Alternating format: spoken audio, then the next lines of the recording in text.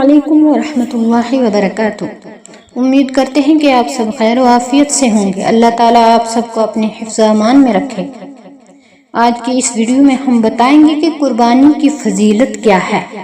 قربانی کی فضیلت اور اس کا حکم۔ قربانی دین اسلام کی اہم ترین عبادت ہے۔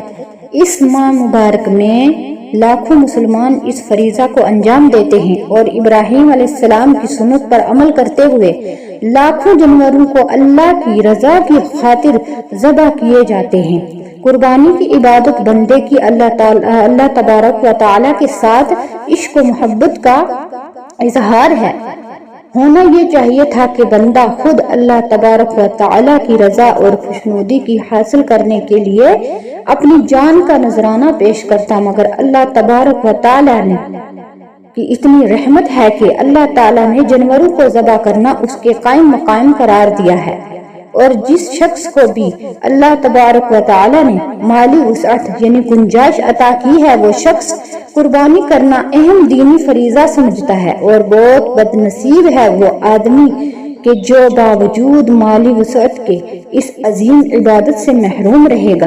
بارگاہ الہی میں قربانی پیش کرنے کا سلسلہ سیدنا آدم علیہ السلام سے ہی چلا آ رہا ہے، لہذا اللہ تعالیٰ نے سورۃ المائدہ میں سیدنا آدم علیہ السلام کے بیٹوں حابیل و قابیل کا قصہ ذکر فرمایا ہے کہ دونوں نے اللہ تعالیٰ کے حضور قربانی پیش کی۔ حابیل نے عمدہ دمبا قربانی کیا اور قابیل نے کچھ پیدائشی غلہ پیش کیا۔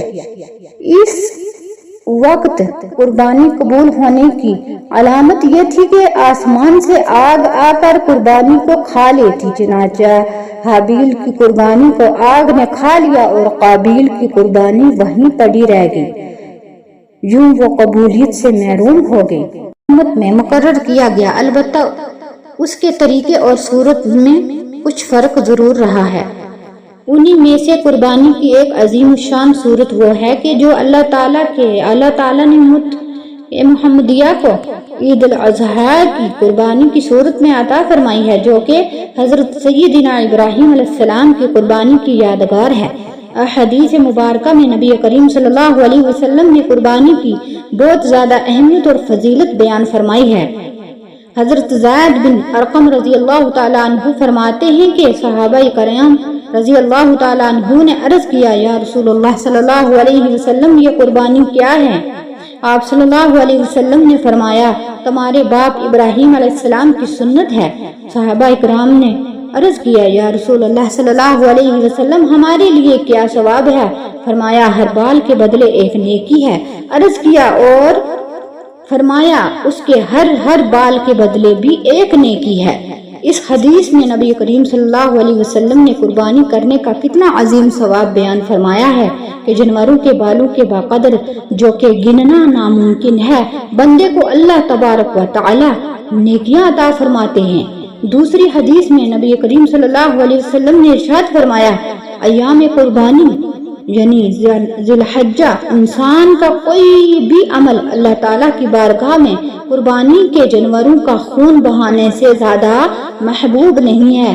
اس مہینے کے اندر قربانی سے زیادہ کوئی بھی نیکی اللہ تعالیٰ کو محبوب نہیں ہے، اور کہ قیامت کے روز قربانی کا یہ جانور اللہ تعالیٰ کی بارگاہ میں اپنے سینگوں، بالوں اور کھروں سمیت حاضر ہوگا، اور بلا شبہ قربانی کے جانوروں کا خون زمین پر گرنے سے پہلے اللہ تعالیٰ کی بارگاہ میں قبولیت کا درجہ پا لیتا ہے۔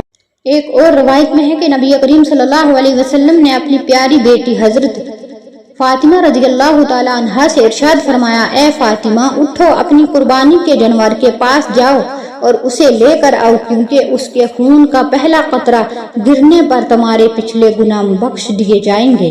انہوں نے عرض کیا، یا رسول اللہ صلی اللہ علیہ وسلم یہ انعام صرف ہم اہل بیت کے لیے خاص ہے یا ہمارے اور تمام مسلمانوں کے لیے عام ہے؟ تو آپ علیہ السلام نے ارشاد فرمایا، بلکہ ہمارے اور تمام مسلمانوں کے لیے عام ہے۔